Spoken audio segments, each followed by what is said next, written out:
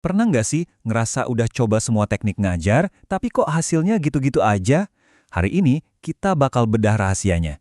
Ini bukan soal apa yang kita ajarkan, tapi yang lebih penting, gimana cara kita berpikir sebagai seorang guru. Yuk kita mulai perjalanannya bareng-bareng. Nah, pertanyaannya, apa sih rahasia ngajar yang benar-benar efektif itu? Emangnya ada ya satu formula ajaib yang bisa langsung mengubah segalanya di kelas?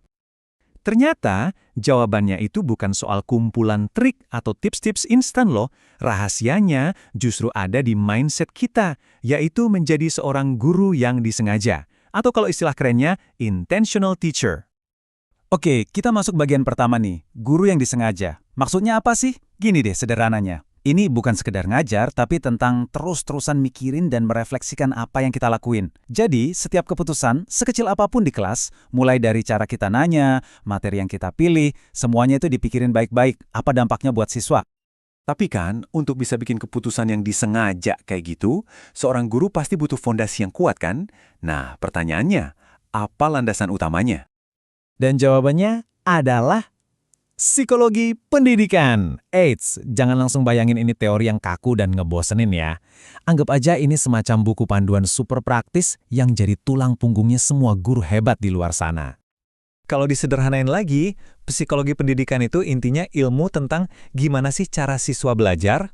Buat kita para guru, ini tuh kayak kotak peralatan kita.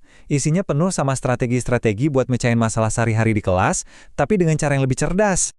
Definisi ini ngerangkum semuanya dengan pas banget deh. Coba deh, perhatiin kata kuncinya. Perkembangan, belajar, motivasi, pengajaran, penilaian. Wah, ini kan menu kita sehari-hari di sekolah ya nggak? Nah, psikologi pendidikan ini ngasih kita semacam peta biar kita ngerti gimana semua elemen ini saling nyambung. Nah, ini nih poin yang paling penting.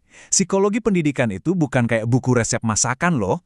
Dia nggak akan ngasih tahu, oke, kalau siswa A ribut, kamu harus lakuin B. Nggak gitu. Tapi dia ngasih kita prinsip-prinsip dasarnya. Jadi kita bisa bikin keputusan terbaik apapun situasinya di kelas kita yang unik itu. Oke, jadi fondasinya udah ada. Sekarang kita butuh peta jalannya kan? Yuk kita lihat ada 5 komponen kunci nih yang bisa jadi panduan kita dalam mengajar. Jadi, peta jalan ini punya 5 perhentian penting, dan alurnya logis banget loh.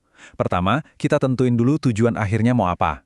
Terus kita kenali karakteristik siswa kita. Habis itu kita pahami proses belajar mereka gimana, baru deh kita pilih strategi yang paling pas.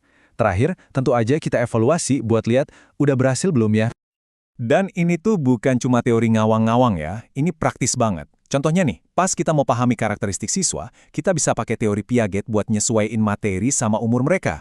Terus buat strategi, kita bisa pakai scaffolding itu loh, ngasih bantuan bertahap. Nah pas evaluasi, kita bisa pakai taksonomi Bloom biar pertanyaan kita nggak cuma hafalan doang. Kelihatan kan, semua ini alat praktis dari psikologi pendidikan. Oke, fondasi udah ada, peta jalan juga udah ada. Sekarang kita ngomongin navigatornya, alias ya kita sendiri para guru. Peran kita itu jauh lebih dari sekedar penyampai informasi loh. Kita ini adalah agen pembelajaran. Jadi, apa artinya jadi agen pembelajaran? Artinya kita ini seorang profesional, serius. Sama kayak dokter atau pilot, kita punya standar kompetensi yang jelas. Dan inilah yang ngebedain guru profesional dari sekedar orang yang ngajar biasa. Nah, di Indonesia sendiri ada 4 pilar kompetensi yang wajib banget kita kuasai. Pertama, pedagogik. Ini soal seni mengajarnya. Kedua, kepribadian, yaitu karakter kita sebagai panutan. Ketiga, profesional, seberapa dalam kita menguasai materi. Dan terakhir, sosial, gimana cara kita berinteraksi sama semua orang. Keempat pilar ini harus seimbang dan sama-sama kuat. Peran sebagai agen pembelajaran ini modern banget loh. Artinya apa? Kita harus jadi konsumen cerdas. Maksudnya, kita harus melek sama hasil-hasil penelitian terbaru.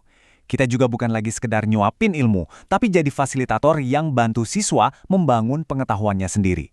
Dan seperti kata Vygotsky, kita ini juga model sekaligus agen budaya di kelas. Jadi, peran kita itu dinamis banget.